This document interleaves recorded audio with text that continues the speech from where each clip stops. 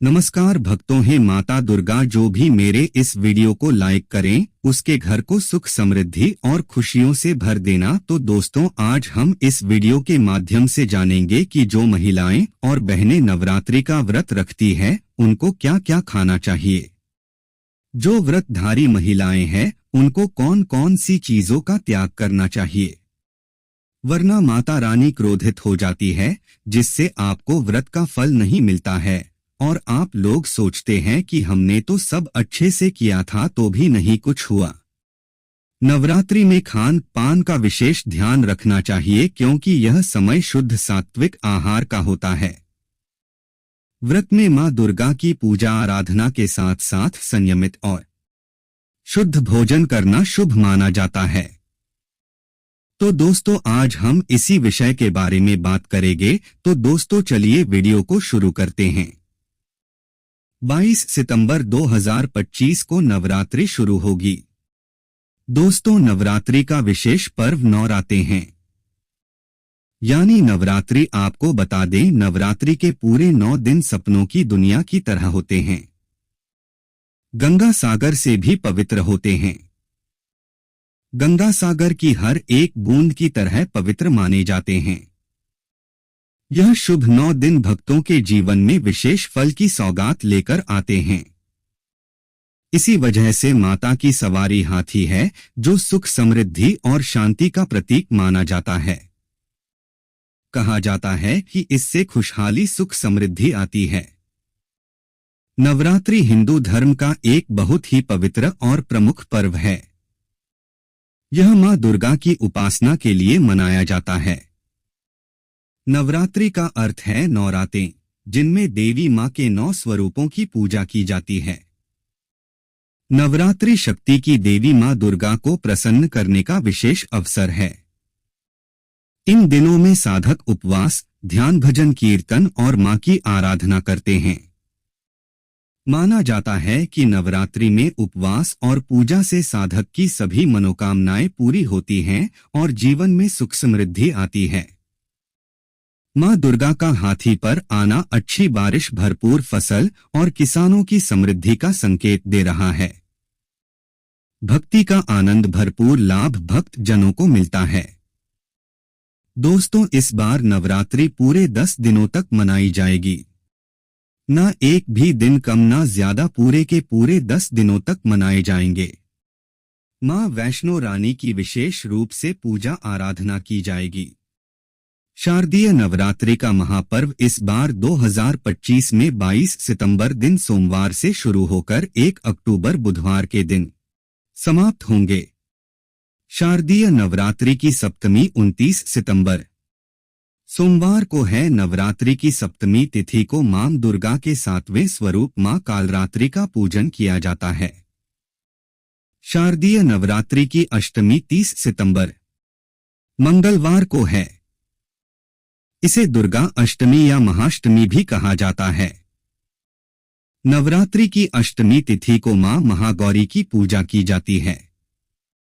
शारदीय नवरात्रि की नवमी को महानवमी कहा जाता है। इस बार महानवमी 1 अक्टूबर बुधवार को है। नवमी तिथि पर मां दुर्गा के 9वें स्वरूप मां सिद्धिदात्री की पूजा का विधान है।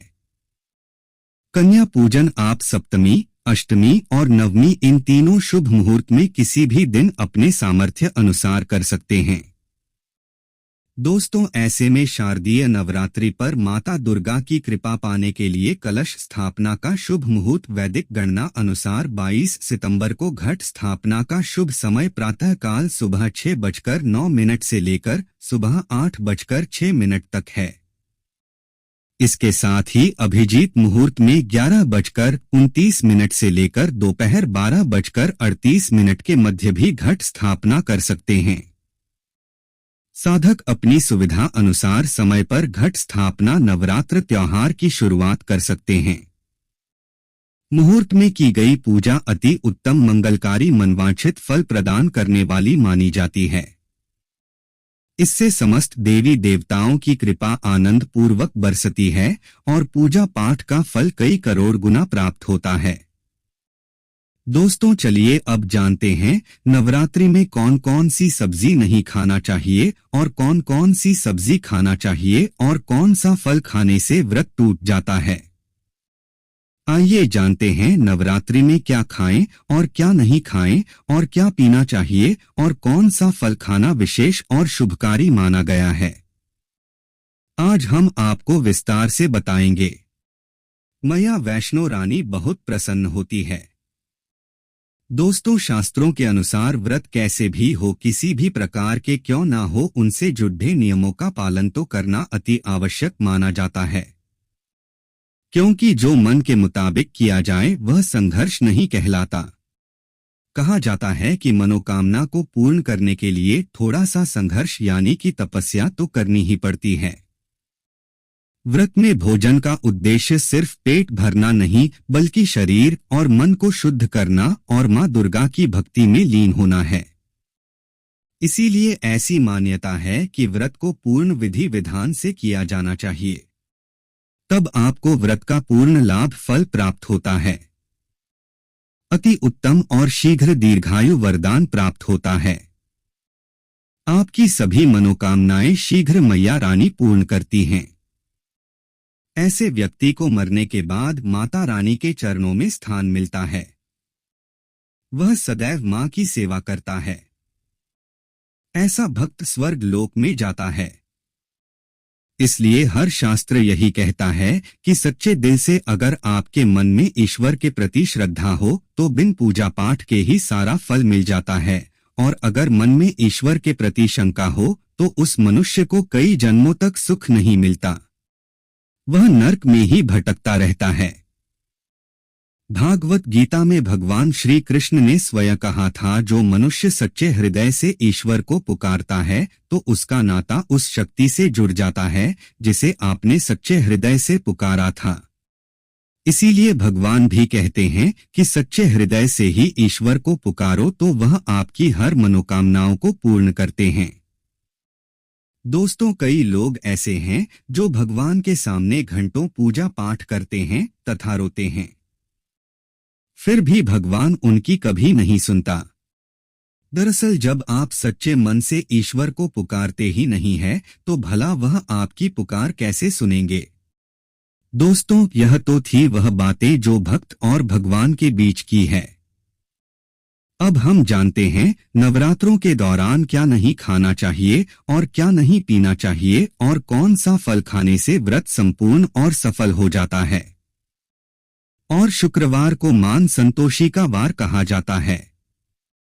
माता संतोषी खट्टी चीज खाने वाले व्यक्ति से हमेशा क्रोधित रहती है, नाराज रहती है, क्योंकि नवरात्रों में माता संतोषी जागृत अवस्था में हो जाती है।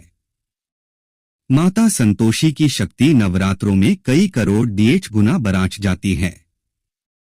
नवरात्रों में जब शुक्रवार परत जाए तो इमली नहीं खाना चाहिए। माता संतोषी रुष्ट हो सकती है, आपको दंड दे सकती है।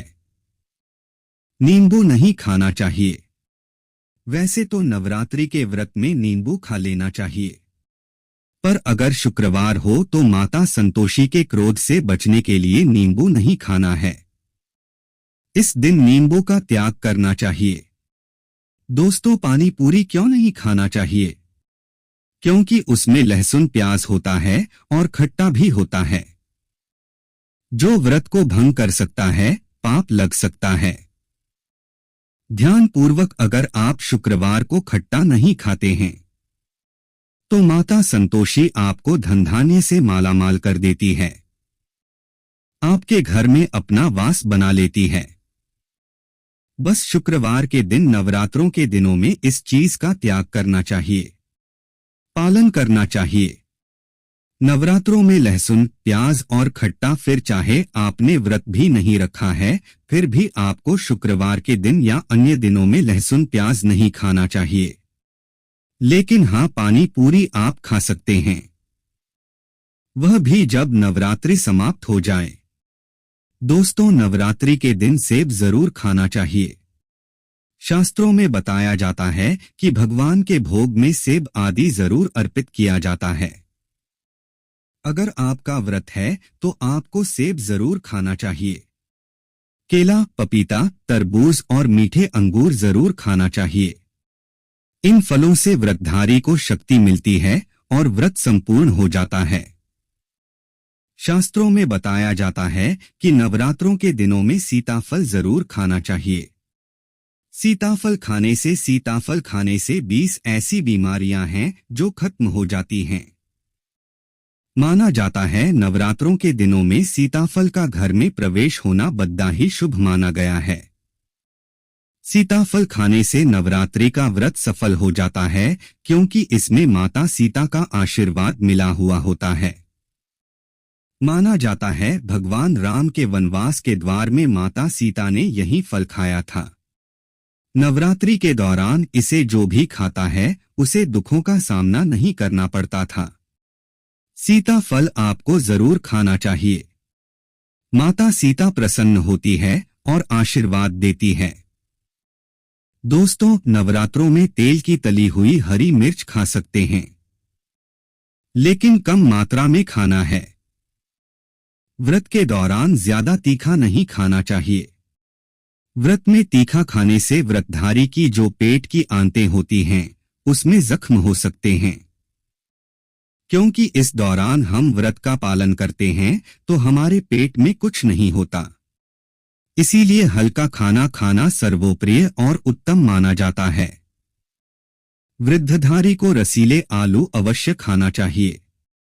इससे हमारे शरीर में ऊर्जा की भरपूर जरूरत जो होती है पूरी हो जाती है। आप आलू का पानी पी सकते हैं। रसीले आलू जरूर खाना चाहिए। दोस्तों, नवरात्रों में भिंडी की सब्जी जरूर खाना चाहिए।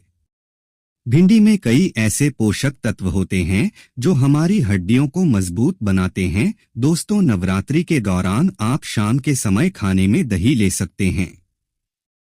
आलू वगैरह खा सकते हैं। आलू के चिप्स खा सकते हैं। साबूदाने की टिक्कियां बनाकर खा सकते हैं। साबूदाने की खिचड़ी खा सकते हैं। आलू के पापड़ भी खा सकते हैं। कई सब्जियां तो ऐसी है जो नवरात्रि के दौरान भोजन में शामिल कर सकते हैं। इससे आपको एनर्जी मिलेगी और व्रत सफल हो जाएगा। नवरात्रि के दौरान आप दूध पी सकते हैं, जो आपको ताकत देगा। चाय वगैरह भी पी सकते हैं, लेकिन याद रहे उसमें नमक ना डालें। चाय में नमक डालने से व्रत भी टूट जाएगा और हड्डियां भी गल जाती हैं। एक बात का ध्यान रहे, व्रतधारी को पेट भर खाना यानी गले तक भोजन नहीं करना चाहिए, नहीं तो व्रत रखने का कोई भी फायदा नहीं होगा। थोड़ थोड़ खा सकते हैं। दोस्तों, नवरात्रि के 9 दिन आदि शक्तिमान दुर्गा को समर्पित होते हैं। नवरात्रि के 9 दिन माता रानी के 9 अलग अलग स्वरूपों का पूजन किया जाता है। दुर्गा माता रानी करुणा और शक्ति की देवी हैं। वे अपने भक्तों पर शीघ्र प्रसन्न होती हैं, लेकिन यदि कुछ नियमों और मर्यादाओं का पालन न किया जाए तो माता रानी क्रोधित भी हो सकती है। पूजा में लापरवाही, अपवित्र वस्तुओं का प्रयोग, साफ सफाई का अभाव। नवरात्रि के 9 दिनों तक माता रानी को अलग अलग स्वरूप के हिसाब से अलग अलग पुष्प, अलग अलग भोग अर्पित किए जाते हैं। लेकिन क्या आप जानते हैं, कुछ ऐसी वस्तुएं हैं जिन्हें नवरात्रि के दौरान भूलकर भी माता रानी को अर्पित नहीं करना चाहिए। अगर इन वस्तुओं को आप गलती से भी माता रानी को अर्पित कर देते हैं तो आपको व्रत और पूजन का पूर्ण लाभ नहीं होगा। इसीलिए माता रानी की कृपा प्राप्त करने के लिए आपको यह जानना अति आवश्यक है कि वह कौन सी ऐसी वस्तुएं हैं जो माता रानी के पूजन में भूलकर भी इस्तेमाल नहीं करना चाहिए। तो माता की चौकी जब आप लगाएं तो उसके नीचे कागज नहीं लगना चाहिए। माता की चौकी हमेशा लाल का पद्ध बिछाकर ही लगानी चाहिए। हमेशा याद रहे, नवरात्रों के इन 9 दिनों तक व्रतधारी को अपना आसन मां की चौकी के आगे ही लगाना चाहिए और वहीं पर आपको सोना चाहिए। मंदिर को नवरात्रों के दौरान अकेला नहीं छोड़ा जाता। बहुत ही अशुभ माना जाता है। जरा आप ही सोचिए, माता रानी 9 दिनों के लिए धरती पर आकर आपके घर में रहने के लिए आई है, और ऐसे में आप उन्हें अकेला अगर छोड़ डालते हैं तो माता भी आपको छोड़कर चली जाएंगी। वह कहेंगी इसको मेरी जरूरत नहीं है। इसीलिए माता के पास में ही सोना चाहिए। दोस्तों, नंबर 2, नारियल। हिंदू धर्म में नारियल को समृद्धि, धन, श्रद्धा और सम्मान का सूचक माना जाता है। नारियल को श्रीफल भी कहा जाता है। नारियल को सुख समृद्धि में वृद्धि करने वाला माना जाता है। नारियल का हर मांगलिक कार्य में विशेष महत्व होता है। जैसे कि आप सभी जानते हैं कि माता रानी के कई मंदिरों में नारियल से बलि भी दी जाती है, और माता रानी के पूजन में नारियल का इस्तेमाल हम सभी करते हैं। खासकर कलश की स्थापना नारियल रखकर ही की जाती है। माता रानी के पूजन में हम नारियल इस्तेमाल करते समय कुछ गलतियां कर बैठते हैं। दोस्तों, नारियल कई प्रकार के होते हैं। एक हरा, दूसरा सूखा जिसके अंदर पानी होता है, जिसे नारियल के अंदर पानी होता है। माता रानी के पूजन में सदैव पानी वाला और जटा वाला नारियल ही इस्तेमाल करें। नारियल पूर्ण होना चाहिए। नारियल चटका हुआ या टूटा हुआ नहीं होना चाहिए, क्योंकि साबुत नारियल ही पूर्ण और पवित्रता का प्रतीक होता है। साबुत नारियल ही सुख समृद्धि का प्रतीक होता है। साबुत नारियल को ही श्रीफल यानी कि मां लक्ष्मी का फल कहा जाता है। नवरात्रि में माता रानी के कलश की स्थापना करते समय जटा वाला यानी पानी वाला नारियल ही कलश पर स्थापित करना चाहिए। साथ ही यह ध्यान रखना चाहिए कि नारियल को सदैव कलश के ऊपर लेटा कर रखना चाहिए। घट स्थापना करते समय कभी भी नारियल को खड़ी ढा करके नहीं रखा जाता। नारियल को सदैव लेटाकर कलश के ऊपर रखा जाता है। साथ ही नारियल को स्थापित करने से पहले आप नारियल को लाल कपाड़ में लपेटकर उस पर और फिर लाल चुनरी उठाकर आप नारियल को कलश के ऊपर स्थापित करें। शास्त्रों के अनुसार कलश के ऊपर जब सही तरीके से नारियल रखा जाता है और सही प्रकार का नारियल रखा जाता है, तभी ही व्रत और पूजन का पूर्ण फल प्राप्त होता है। यह भी ध्यान रहे कि महिलाएं माता रानी को नारियल अर्पित तो कर सकती हैं, लेकिन कभी भी माता रानी के सामने नारियल को भूलकर भी ना, तो क्योंकि नारियल बीज रूप होता है। नारियल चटका हुआ या टूटा हुआ नहीं होना चाहिए, क्योंकि साबुत नारियल ही पूर्ण और पवित्रता का प्रतीक होता है। साबुत नारियल ही सुख समृद्धि का प्रतीक होता है। साबुत नारियल को ही श्रीफल यानी कि मां लक्ष्मी का फल कहा जाता है। नवरात्रि में माता रानी के कलश की स्थापना करते समय जटा वाला यानी पानी वाला नारियल ही कलश पर स्थापित करना चाहिए। साथ ही यह ध्यान रखना चाहिए कि नारियल को सदैव कलश के ऊपर लेटाकर रखना चाहिए। घट स्थापना करते समय कभी भी नारियल को खड़ी ढा करके नहीं रखा जाता। नारियल को सदैव लेटाकर कलश के ऊपर रखा जाता है। साथ ही नारियल को स्थापित करने से पहले आप नारियल को लाल कपड़ी में लपेटकर उस पर और फिर लाल चुनरी उठाकर आप नारियल को कलश के ऊपर स्थापित करें।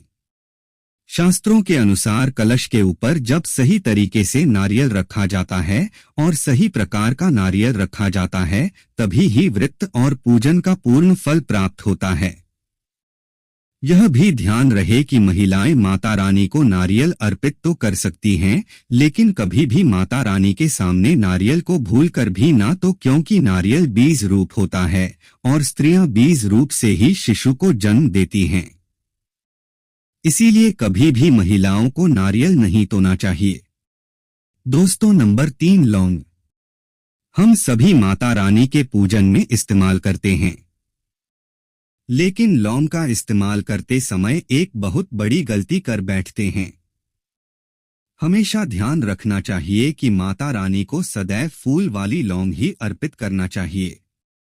जिस लौंग के ऊपर फूल नहीं होता या फिर जिस लांग के पीछे लकड़ी की डंडी नहीं होती उसको आप माता रानी के पूजन में भूलकर भी इस्तेमाल ना करें। फूल वाले लौंगों को ही पूर्ण माना जाता है और माता रानी के पूजन में कोई भी अपूर्ण वस्तु, कोई भी खराब वस्तु या टूटे हुए अक्षत इस्तेमाल नहीं करना चाहिए। इसीलिए सदैव माता रानी के पूजन में फूल वाली लौंग का ही इस्तेमाल करें। दोस्तों, नंबर 4, तुलसी के पत्ते अर्पित नहीं करने चाहिए। मां दुर्गा के पूजन में तुलसी पत्र का इस्तेमाल करना वर्जित माना जाता है। तुलसी पत्र के अलावा आंवला भी माता रानी को अर्पित नहीं करना चाहिए और दुर्गा भी माता रानी को अर्पित नहीं करना चाहिए। दुर्वा भगवान श्री गणेश को अति प्रिय है। नवरात्रि में आप भगवान गणेश को दुर्वा अर्पित कर सकते हैं। भगवान विष्णु जी को तुलसी के पत्ते अवश्य अर्पित कर सकते हैं, लेकिन माता रानी को भूलकर भी तुलसी के पत्ते या दुर्वा अर्पित ना करें। माता रानी को सफेद फूल भी अर्पित ना करें। माता रानी को सदैव लाल रंग के फूल अर्पित करने चाहिए। लाल रंग के फूल माता रानी को अति प्रिय है। खासकर माता को गुड़हल और कमल के फूल अति प्रिय है।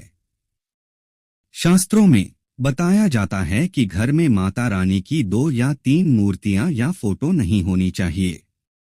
इस बात का भी आप विशेष ध्यान रखें कि माता रानी के पूजन में कोई भी खंडित चीज इस्तेमाल ना करें, जैसे कि चटका हुआ या टूटा हुआ दीपक या फिर चटका हुआ कोई बर्तन।